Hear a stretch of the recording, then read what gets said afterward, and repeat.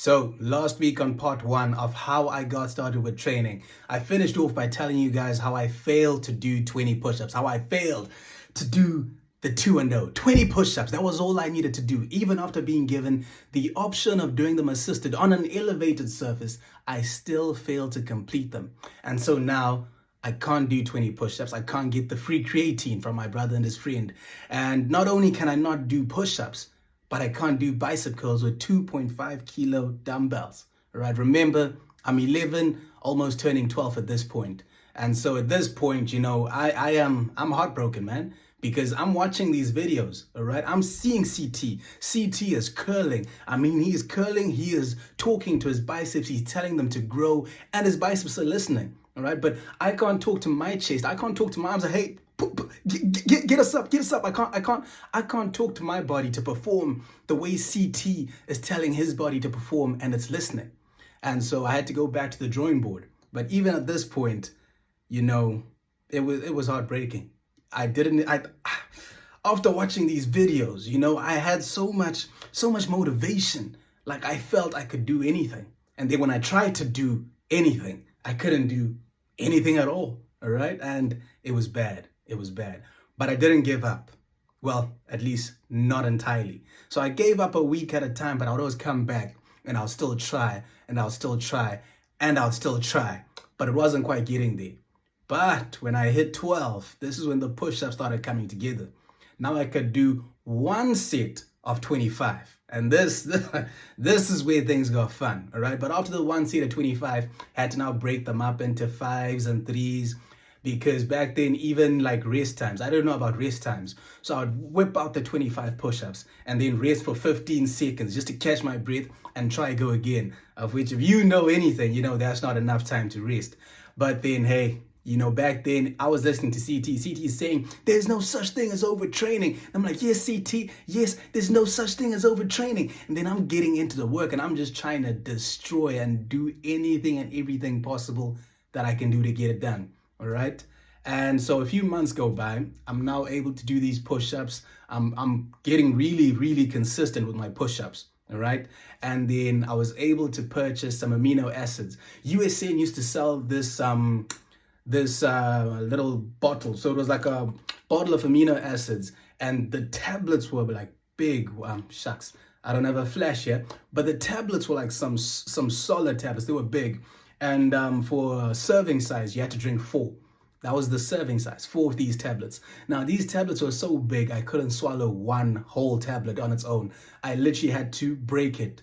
And even then, when it was in half, it was still too big, so I had to crush it so I could drink them. And I'll drink my tabs, and I'll go for my set of 25, go for my 5, 5, 5, 3, 3, 3, 2, 2, 2, 1, 1, 1, 1, 1. Then I was done. Following day, the same thing. Following day, the same thing. So now you can imagine, I've been doing push-ups consistently. I'm drinking my aminos and, they're working, or I think they're working. Who knows? Maybe it was just a whole placebo thing at the time. But I'm drinking my aminos. I'm doing my push-ups.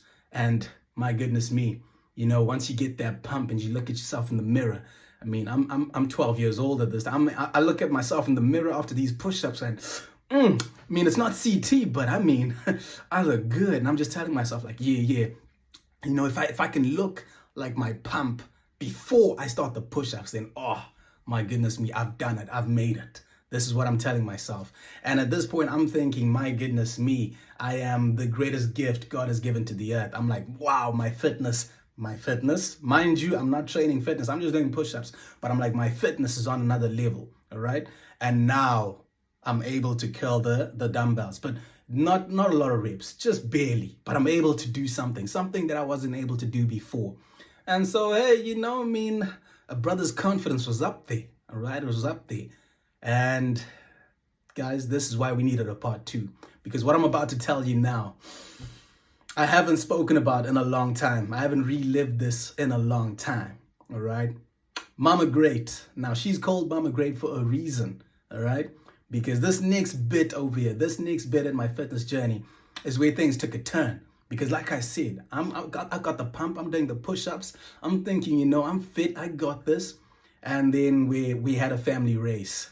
And yeah, let's just say the great one didn't do top of the mountain things. I came dead last in our family race. Mama Great served me a hot L on a plate.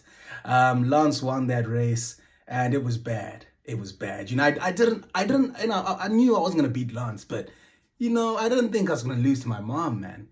But I lost. And it wasn't like, like a slight loss. No. Like, I took an L. Like, she really took me out, man. She took me out. Like, she put me in the microwave. Right? First and foremost, she put me in the washing machine. She didn't even bother to put me on spin dry. She took me out while I was still wet and put me in the microwave. She didn't even put me on high heat. She put me on defrost 1, not even defrost 2. She put me there for 5 minutes, then took me out and then just left me on the sun to dry. It was bad. It was bad. She really did the business on me. But this loss, this L, was a good thing, because then again I had to go back to the drawing board. I mean, I've been watching CT, I've been hype, I've been working on my, my strength, doing my push-ups and whatnot, and now I've been beaten by my mom in a sprint race. And so it's like, okay, I haven't figured it all out. I need to go back to the drawing board.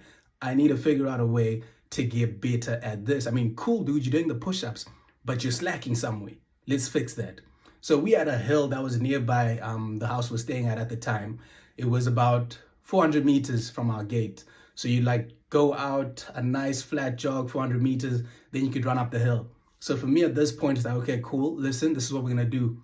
We're going to go out. We're going to run. You're going to run up that hill. And the goal is not to stop. You're going to run all the way up that hill. And you're going to do this every day. And so, yeah, dude, started doing that. I'd go out for the jog, try to run up the hill without stopping. Didn't work the first couple of times, but we got there. And so I'm still going. As time goes by, I'm getting better at it. Now, guess what? Mama Great can't beat me. And that's all fair and done. But now I'm beating Mama Great. Woohoo! But at school, I'm getting whooped. So it's like, okay. Leaves that bitter taste still in your mouth. And so I'm still trying to figure things out. Like, okay, cool. I've gotten better at the running, but I'm not exactly where I want to be. I've gotten better with the training, with the gym, but it's still not where I want it to be. So how exactly how am I going to put this together? How am I going to make it work?